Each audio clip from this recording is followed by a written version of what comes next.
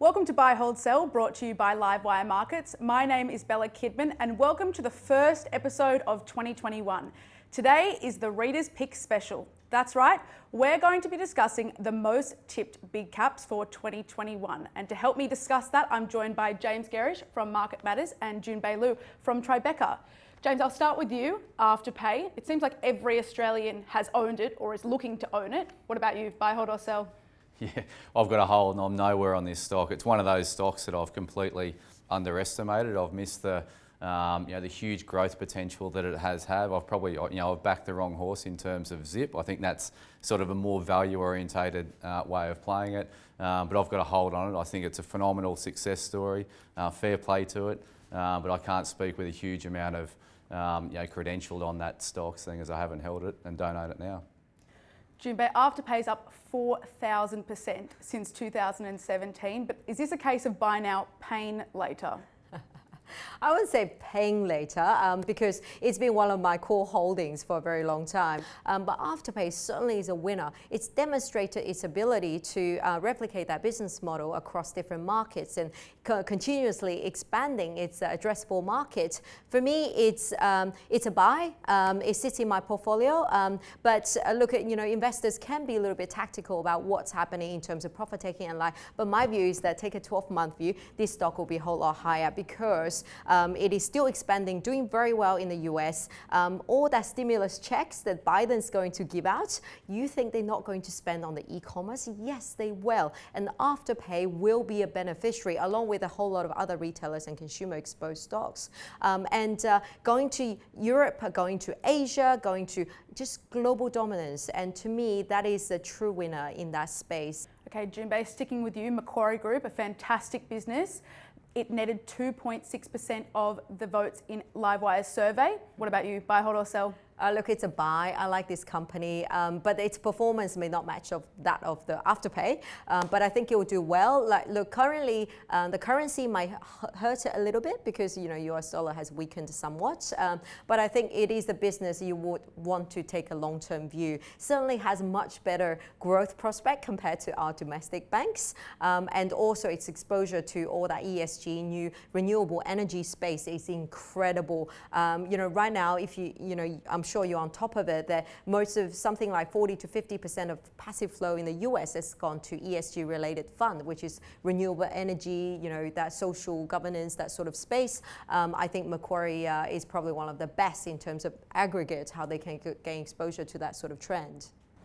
James, is the silver donut looking enticing to you? Buy, hold or sell? Yeah, I think it's a buy here as well. I don't think, it's had a strong run up in share price. I don't think the risk reward buying it here is great, but I think if you take a medium-term view, Macquarie will do incredibly well. As Jun Bei touched on, they're at the forefront of some really exciting, growing parts of the world, industries that are growing, investment themes that are growing. So, if I think about the backdrop of fiscal stimulus, expansionary monetary policy over the coming 12 months, rising asset prices and the like, Macquarie do really well in that sort of environment.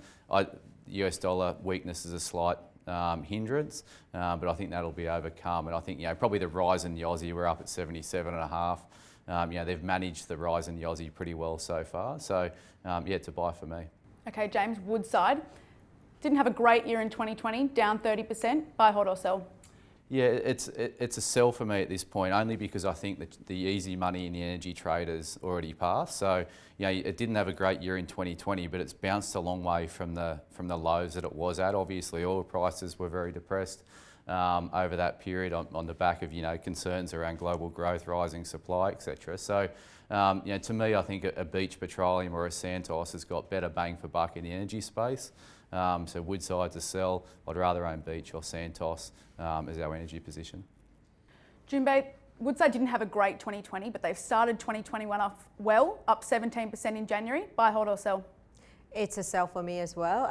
I'm kind of the same. I think it's your money in terms of investing in energy, probably better off to put into things like Santos. The view is that because it will generally experience much higher leverage with higher energy prices, and Woodside is something that that kind of environment certainly will underperform the likes of Santos or Oil Search or the Beach. Okay, Jun Bei, let's talk about our silver medalist, Fortescue. Few stats for you. Market cap of 78 billion, up 135% in 2020, and dishing out a nice little dividend yield of over 7%. No wonder it was number 2. Buy, hold or sell? It's a hold for me at this point. It's incredible business, and I think the dividend yield will continue to be very, very strong over the next 12 months. I think, the reason it's not a buy, it's kind of sit in that whole space is that, the iron ore prices is very, very high, and it is, of course, difficult to see it sustain. But I think this business, I'm happy to hold it in my portfolio, also on one of my core holdings because of dividend yield it provides, and also some of the reinvestment they put into some of the renewable energy space, and I think that could potentially drive some of the earnings in the future as well. James, do you agree with our readers? Buy, hold or sell? Yeah, I'm a hold, the same as Jun Bei here. In terms of Fortescue, I think there's a couple of factors playing out here. They're going to deliver a really strong earnings number at the half. When they report in February, they're going to do something like 3.6 billion for the half.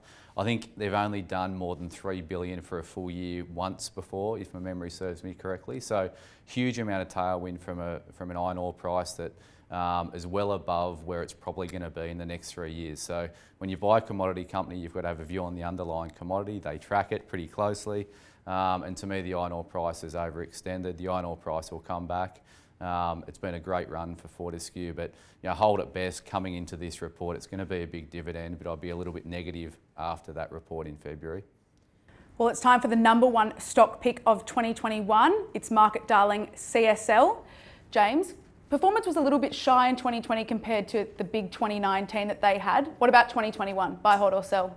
Yeah, I've got to sell it, and I think it's because everyone loves it so much that it was the number 1 pick. It's a very, it's a very highly owned stock. I think the tailwinds that have enjoyed over the last 5 years or so have dissipated in 2020. I think that theme will continue in 21.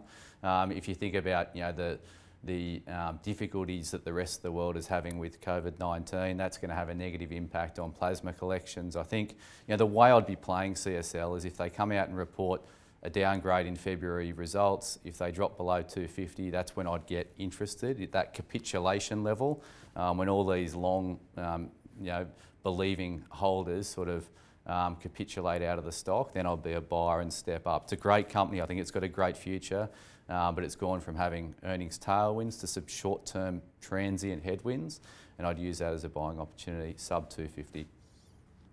Jun Bei, you famously said on an episode of Buy, Hold, Sell in July that you would sell CSL. Our readers don't agree with you. Has that thesis changed? Look, no, it hasn't, and I got into a lot of trouble for it. Certainly it has done, in terms of share price performance, hasn't really gone anywhere in terms of share price.